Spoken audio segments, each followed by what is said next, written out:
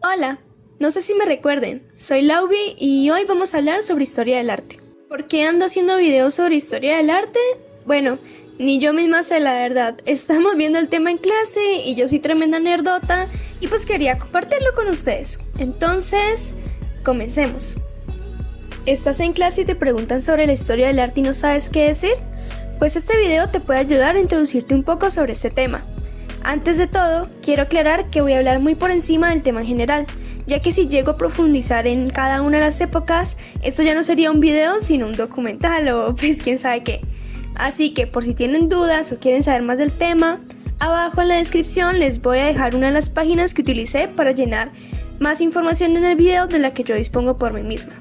Entonces, ¿en cuántos periodos se divide la historia? En total son 5, dividiéndose en la prehistoria del 5000 al 3500 a.C., la Edad Antigua del 3500 al 476, la Edad Media en el siglo V y en el siglo XV, la Edad Moderna del siglo XV al siglo XVIII y la contemporánea del siglo XVIII hasta este momento, siendo entonces la contemporánea la época de la historia donde ahora mismo nos encontramos.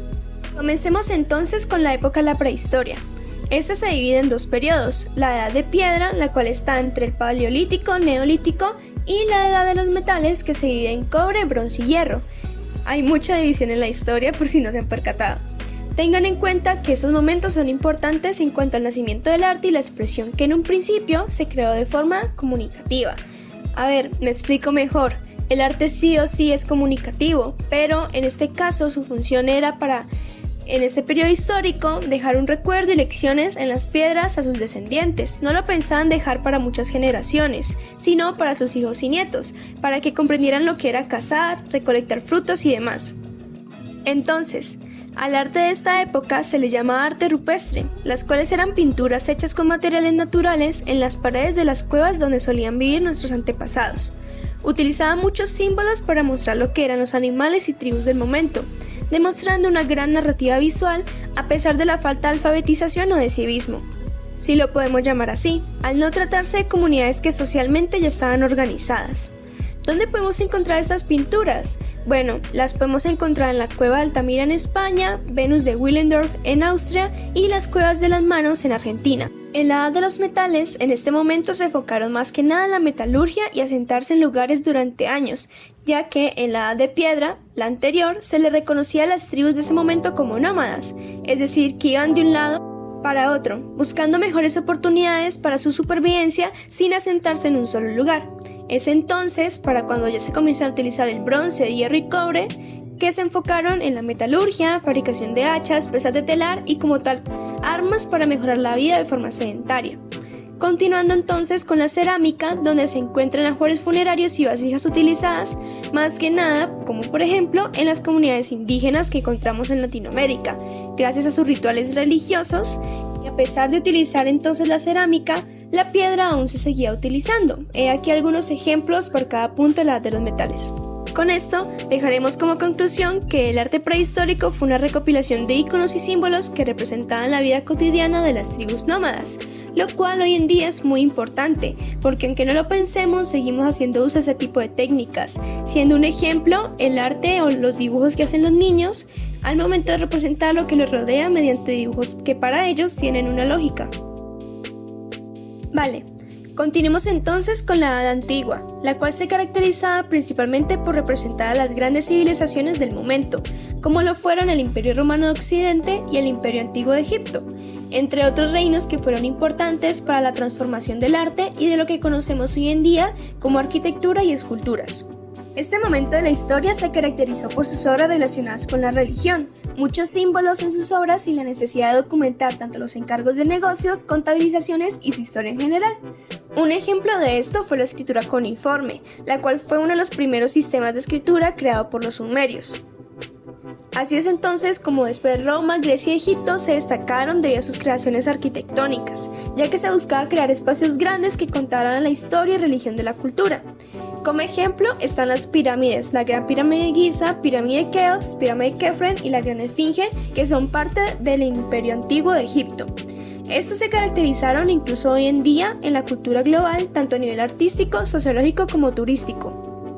Mientras que Roma y Grecia estuvieron bastante ligados con los monumentos de los dioses mitológicos, sus panteones, estadios y demás que estaré mostrando.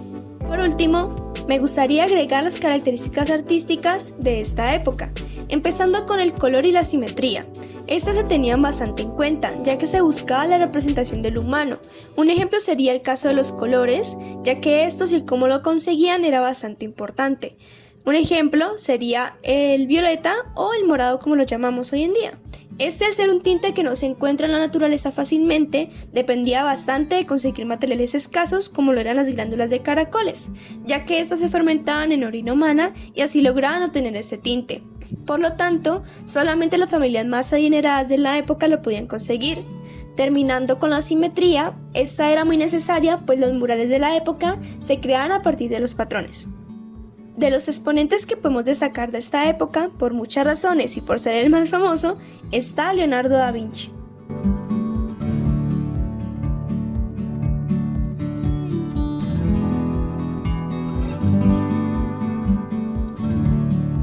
Continuemos entonces con la Edad Media, la época que según yo fue una de las que más se destacó y más información podemos sacar sobre el arte. Esta época se divide en tres periodos importantes: la Alta Edad Media, la Plena Edad Media y la Baja Media.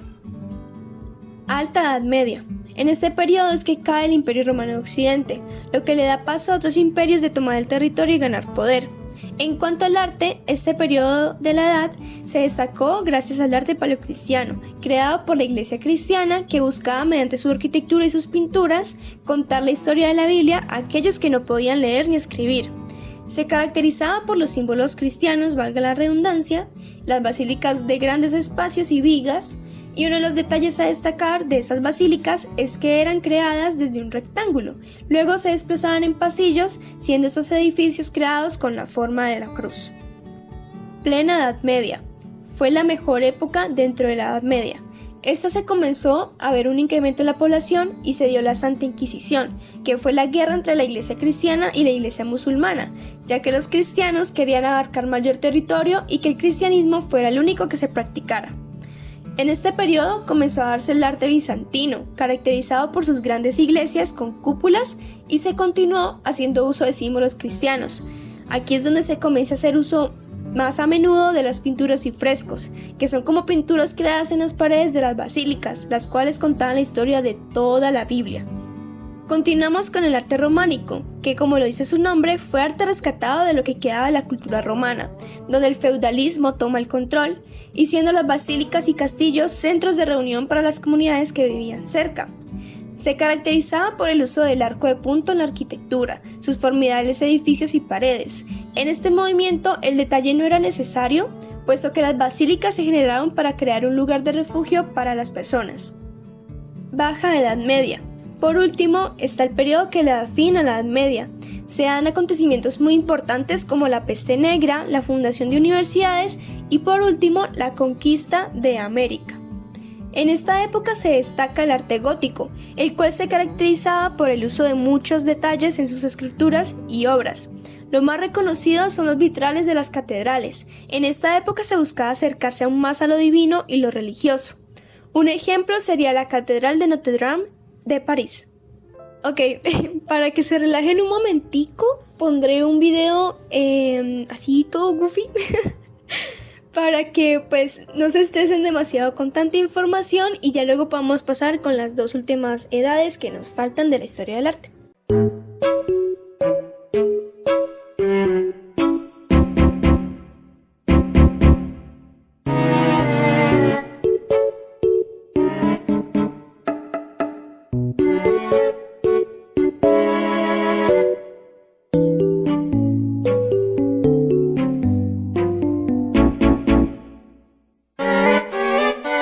Ya que tuvimos un momento de descanso, continuemos. Una de las épocas en que el arte y la filosofía sobresalieron más que nunca, puesto que se buscó regresar a un estilo realista y que retrate la historia. El pasado se convierte en inspiración para que lo nuevo del momento renazca. Es un antes y después en las civilizaciones, puesto que si no sabían, comenzaron a darse las colonizaciones por todas partes, por parte más que nada de Europa hacia América del Norte y del Sur. Como ejemplo está la colonia inglesa en Estados Unidos, la colonia española en México y la zona de Centroamérica y América del Sur, con excepciones de Brasil, donde llegaron los portugueses, y pues la colonia española. Es entonces que con respecto al arte, esta época se divide en 3 periodos: Renacimiento, Barroco y Rococó. Renacimiento. De aquí es de donde salen los artistas más conocidos hoy en día de esta época: Leonardo, Rafael, Donatello y Miguel Ángel. Bueno, fuera de broma, estos artistas dejaron marcada una huella para la historia del arte, puesto que sus composiciones eran lo suficientemente perfectas como para pensar que lo hicieron los dioses, ya que poseían un buen manejo de la anatomía y composición del lienzo. Los temas del arte en este tiempo salían del cristianismo y las religiones, para explorar más el humanismo, realismo y la experimentación de nuevos temas. Se usaban óleos, frescos y esculturas en piedra. Barroco. Se caracterizó más que nada en la exageración de los lujos y riquezas de la sociedad aristócrata, usando mucho detalle en sus composiciones. A ver, fue tipo un Renacimiento 2.0, pero al final no salió con el mismo estilo, naciendo así el Barroco, el cual comienza en Italia. Ya en este movimiento regresan las representaciones religiosas como protagonistas. Usaban sobre todo luces y sombras de sus composiciones para darle mayor dramatismo a la composición. En sus materiales se encontraban la madera, oro y mármol. Rococó. Se caracterizó por su uso de detalles hasta no más poder y de colores pasteles en su composición. Es mucho más elegante y coqueto que los otros 2 periodos de arte. O sea, hoy en día sería ese amigo que se cree coqueto.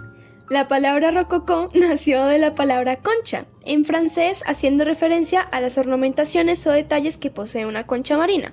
Se centraba en el goce y gastos de la vida aristócrata, o sea, que los que se sentían apropiados de este movimiento artístico eran los ricos del momento. Finalizamos entonces con la edad contemporánea. Ya en esta época, lo que conocemos del realismo, el humanismo y el cuidado del detalle se pierde un poco para intentar representar mejor sentimientos, emociones y lugares a partir del cubismo y el arte abstracto. ¿Conocen a Picasso? Bueno, es uno de los ejemplos más conocidos del arte contemporáneo. Una de las características más importantes de este momento es que los artistas buscaban y buscan aún salirse aún más de lo ya conocido, de las expectativas sobre el arte y cómo pueden expresarlo. Por ende, diría yo que en este momento es que encontramos muchísimos más movimientos artísticos que en las otras épocas. Acompañado de eso, también la evolución tecnológica y social de nuestra sociedad, lo cual afecta directamente la forma en la que nos expresamos y visualizamos el arte. Voy a mostrarles por lo menos 3 movimientos que han sido los más reconocidos a nivel global. Comenzando con el futurismo. Surgió en Italia en el siglo XX. Su función como tal era celebrar la industrialización, la tecnología y modernidad. A ver, pues para dejarlo claro, ellos eran los que pensaban que en el 2023 íbamos a tener carros voladores, metrópolis y que íbamos a vivir en la luna, algo como la familia del futuro. Sabiendo muy bien ahora mismo que pues no ocurrió, es un poco irónico. Dejando de lado eso y continuando con el tema, usaron técnicas como la abstracción, la fragmentación y fusión de formas, al igual que fusiones de colores cálidos y fríos. Después de la Primera Guerra Mundial, este movimiento desapareció debido a que, después de tanto sufrimiento y de tanta muerte, las personas perdieron toda esperanza de que un mejor futuro llegara. Movimiento de la Bauhaus. El movimiento de la Bauhaus fue, ¿cómo decirlo?, el lugar donde todos los artistas pudieron experimentar completamente con varias ramas del arte, como la pintura, arquitectura, sonido, luces y textil. En la escuela de Bauhaus, porque fue una escuela, buscaban experimentar y crear nuevos tipos de expresiones artísticas. De estas salieron varios movimientos, como el de la New Bauhaus, la teoría del color de parejas complementarias y el uso de puntos y líneas en un formato.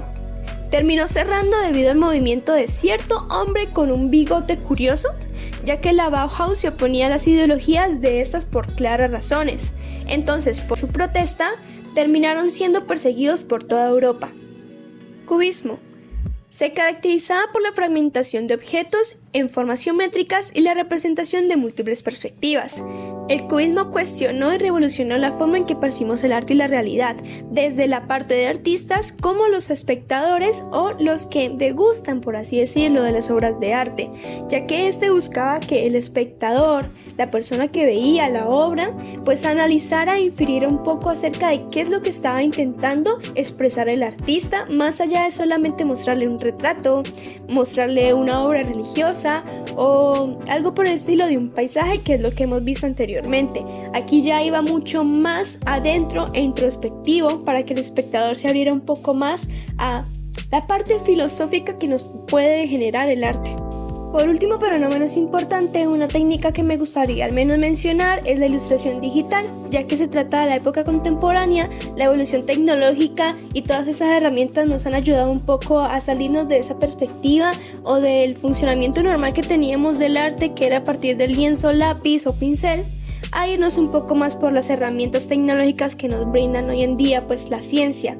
Entonces, la ilustración digital, la cual nos abre aún más las puertas a herramientas y mundos diferentes, nos ayudan a crear obras que al momento de hacerse de forma tradicional nos tomarían meses e incluso semanas, y hacerlo de una forma más eficaz. A esto no me refiero que hay que dejar la técnica tradicional de lado, nada que ver. Es más, yo soy sincera y creo que la tradicional es una forma en la que todo artista debe comenzar. Todo artista debe de experimentar con esto, ya que pues sí o sí juega un poco con el tema de la motricidad, la creatividad al momento de comenzar a rayar en el lienzo, y pues la tradicional al momento de hablar en sí es como la madre de la digital dentro de lo que cabe, ya que aquí es donde se comienza todo y ya pues el artista al evolucionar, al mejorar su técnica, decide si se queda en un formato tradicional o decide irse por un formato más bien digital. Creo que con toda la información que les acabo de dar para la clase de historia o de arte les puede servir, o si simplemente querían saber sobre este temita, pues bienvenidos sean también. Puede que por algunos sea algo aburrido o un tema para nada interesante, pero si lo vemos más allá de lo académico, la influencia de lo pasado perdura en nuestro presente, gente. Sin más que decir, muchas gracias por ver este video y espero que pasen un buen día, tarde o noche. Postdata, la información la saqué de la página Arte Historia, la cual tiene un montón de detalles, movimientos y autores, está recompleta, así que les invito a revisarla por si les interesa el tema. Y otra página donde saqué una parte de la información sobre la prehistoria fue un profesor del artículo Arte en la Edad de los Metales, hecho por Ana Prado Antúnez. Artículo actualizado el 26 de agosto de 2024. Todo ese tipo de cosas los digo más que nada por respetar los derechos de autor de la información suministrada en este video. Y pues nada, por último, para despedirme, pues hablar un poco acerca del speed paint que están viendo en pantalla mientras estaba explicando el tema, que es de mi personaje principal, por así decirlo, de quien hago más dibujos, bueno, ilustraciones, que sería Luna. En este caso pues estaba intentando jugar un poquito con el tema de colores análogos, que serían el morado, magenta, yéndome por colores un poco más cálidos, haciendo uso de colores fríos para hacer de luces, pero que todo tuviera como que un mismo sentido, si me hago entender, y jugar un poco con el tema de las luces y ver pues la perspectiva en sí, porque no soy de utilizar mucho el tema de perspectivas diferentes que no sean, digamos, una pose en 3/4 con pues el pecho y ya. Entonces, no sé ustedes, a mí me gustó bastante el resultado. Intenté que las almohadas se vieran como con un material más liso en cuanto a las telas, que sería como el satín. No quedó exactamente, porque lo hice fue a mano, bueno, a ciencia propia. No es que haya buscado muchas referencias o intentado buscar a alguien que me explicara cómo funciona pues las técnicas de iluminaciones en telas como el satín, pero dentro de lo que cabe me gustó bastante. Para este dibujo me demoré una semana, más que nada por estar ocupada con temas de la universidad y trabajos que tenía que entregar. Pero como tal me gustó bastante el resultado y espero que a ustedes también les haya gustado. Sin más que decir, yo soy Laubi, me despido, que estén bien. Chao, chao.